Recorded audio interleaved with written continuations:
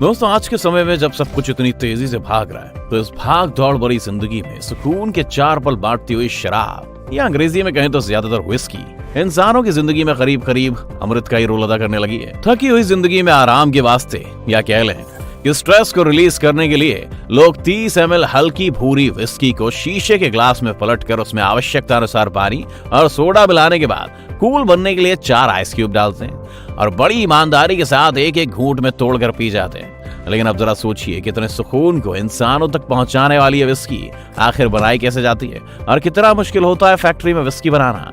आज के इस वीडियो में हम आपको यही बताने वाले हैं। आज के समय में जब हम दुनिया को अलग से देखते हैं तो पाते हैं कि दुनिया में अब भी इंसान की जरूरत रोटी, कपड़ा और मकान ही ना होकर उसमें शराब भी जुड़ गया है। हाँ, संभव है कि बहुत से लोग ड्रिंक नहीं करते होंगे, लेकिन जो लोग ड्रिंक करते हैं उनके लिए बेसिक नेसेसिटी रोटी, कपड़ा, मकान और व्हिस्की हो गई है। अगर हम सिर्फ अपने देश का ही डेटा लें तो आज भारत दुनिया का 2nd largest scotch whisky market है, जिसका अगर हम नेट अमाउंट निकालें तो कुल कारोबार करीब 166 मिलियन पाउंड्स का है। खैर, ये डेटा भी 2019 का है, इसलिए आज के टाइम में ये मार्केट निश्चित रूप से बड़ा ही होगा।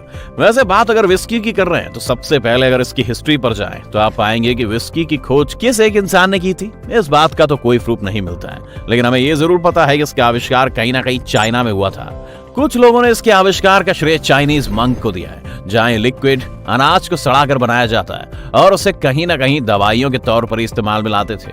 लेकिन इसके बाद जब ये तरीका स्कॉटलैंड पहुंचा तो यहाँ इस लिक्विड को इतनी मोहब्बत मिली कि इसे और बेहतरीन बनाने के लिए अलग अलग तरीकों पर काम किया गया। साथ ही उसके बाद इसे बनाने के लिए कानून भी बना दिए गए। इसके बाद से ही ये व्हिस्की 1820 में भारत आई और लोगों को अपने स्वाद और नशे में कुछ इस तरह से ढाल लिया कि आज इंडिया व्हिस्की का इतना बड़ा मार्केट बन गया है, जहां देश की पॉपुलेशन का एक बड़ा हिस्सा शराब के नाम पर व्हिस्की पीता है। अब अगर हम बात करें व्हिस्की को बनाने की, यानी कि इसकी मेकिंग प्रोसेस की, तो इसके लिए जो सबसे जरूरी चीजें हैं वो है अनाज, पानी और यीस्ट। अनाज में कौन सा अनाज इस्तेमाल में आएगा ये इस बात पर डिपेंड करता है कि हम व्हिस्की कौन सी बना रहे हैं। अगर हम सिंगल मॉल्ट व्हिस्की बनाते हैं तो उसके लिए अनाज के तौर पर राई ग्रेन इस्तेमाल करते हैं, लेकिन अगर वहीं हम बर्बन व्हिस्की बना रहे हैं तो अनाज के तौर पर 50% कॉर्न का इस्तेमाल करना पड़ता है। अब आते हैं प्रोसेस पर। तो व्हिस्की मेकिंग का प्रोसेस कई लेवल से होकर गुजरता है, जिसमें सबसे पहले आता है सिलेक्शन एंड प्रिपरेशन। इस प्रोसेस में सबसे पहले ये तय किया जाता है कि हमें कौन सा अनाज लेना है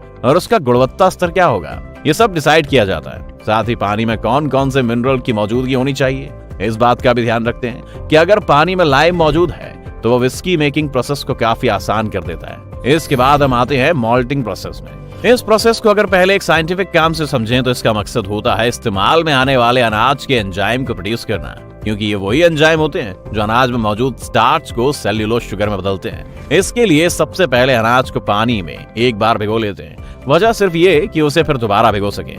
2 बार भिगोने के बाद इसको फिर से फैलाकर सुखाने के लिए छोड़ दिया जाता है। ऐसा करने से ही एंजाइम प्रोड्यूस होना शुरू होता है। अनाज को सुखाने और उसमें स्मोकी टेस्ट लाने के लिए उसे कोयले के धुएं में सुखाते हैं और इस बात का ध्यान रखते हैं कि कमरे का टेम्परेचर 70 डिग्री से ज्यादा नहीं होना चाहिए। मैशिंग, अगला प्रोसेस मैशिंग होता है, जिसमें सूख चुके एंजाइम वाले अनाज को अलग अलग रेशियो में पीसने के लिए मिल में भेज देते हैं। बता दें कि इसमें 70% अनाज काफी मोटा होता है, 20% उससे पतला और 10% अनाज को बिल्कुल आटे की तरह पीस लेते हैं। ऐसा करने के बाद इसमें अलग अलग तापमान पर पानी मिलाते हैं और उन्हें आपस में मैश करते हैं। पानी मिलाने के बाद इस पूरे सोल्यूशन का टेम्परेचर करीब 40 से 80 डिग्री तक रखकर कुछ दिनों के लिए छोड़ देते हैं। इस सोल्यूशन में कुल शुगर 20 से 30% होता है। इसके बाद इसे फर्मेंटेशन प्रोसेस में भेज देते हैं, जिसमें सोल्यूशन में ईस्ट मिलाकर छोड़ देते हैं, जिससे कि इसमें मौजूद स्टार्च अपने को सॉल्युबल शुगर में बदलना शुरू कर देता है और यहीं से शुरू होता है अल्कोहल बनाने का असली सिलसिला, डिस्टिलेशन। अब फर्मेंटेट हो चुके लिक्विड को अलग करके निकाल लेते हैं और फिर तैयार हो जाता है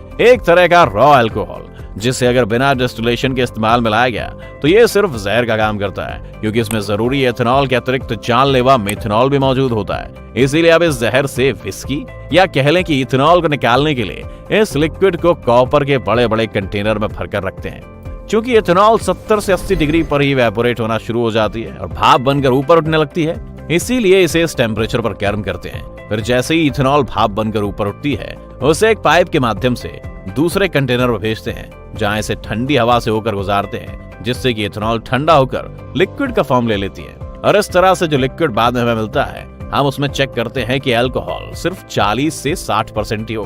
अगर ऐसा है तो ठीक है, वरना अगर ज्यादा है तो इस लिक्विड में पानी मिलाकर उसे ओक की लकड़ी से बने बैरल में भरकर रख देते हैं, जिस बैरल को अंदर और बाहर दोनों तरफ से एक बार चलाया गया रहता है। ऐसा कहा जाता है कि इस बैरल में विस्की को करीब 3 साल तक रखना चाहिए, लेकिन आज भारत में इसकी खपत इतनी है कि इसे 3 साल तक रख के इंतजार कर पाना बहुत मुश्किल होता है। इसीलिए आजकल बहुत सी कंपनियां इसे डिस्टिलेशन के बाद बोतलों में भरकर लेबल लगाकर मार्केट में भेज देती हैं। लेकिन दोस्तों, आज भी जो महंगी विस्की मार्केट में देखने को मिलती हैं, वो कहीं ना कहीं इसी तरह के बैरल में भरकर एज की जाती है, क्योंकि विस्की के बारे में कहा जाता है कि जितनी पुरानी होती है उतना ही अच्छा टेस्ट देती है। तो दोस्तों, ये थी फैक्ट्री में विस्की बनाने की पूरी कहानी।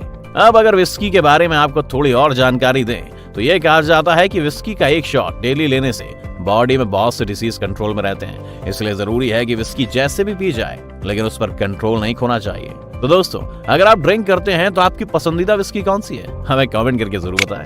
अगर आज की वीडियो आपको पसंद आई हो तो इसे लाइक करने के साथ साथ अपने दोस्तों और रिश्तेदारों के साथ शेयर जरूर कर दें। अगर आप ये वीडियो यूट्यूब पर देख रहे हैं तो चैनल को सब्सक्राइब करके बेल आइकन दबा दें। अगर फेसबुक पर आप ये वीडियो देख रहे हैं तो फेसबुक पेज को जल्दी लाइक करें। फिलहाल के लिए इतना ही, अभी के लिए दीजिए हमें इजाजत। आपसे मुलाकात होगी अगली वीडियो में। शुक्रिया।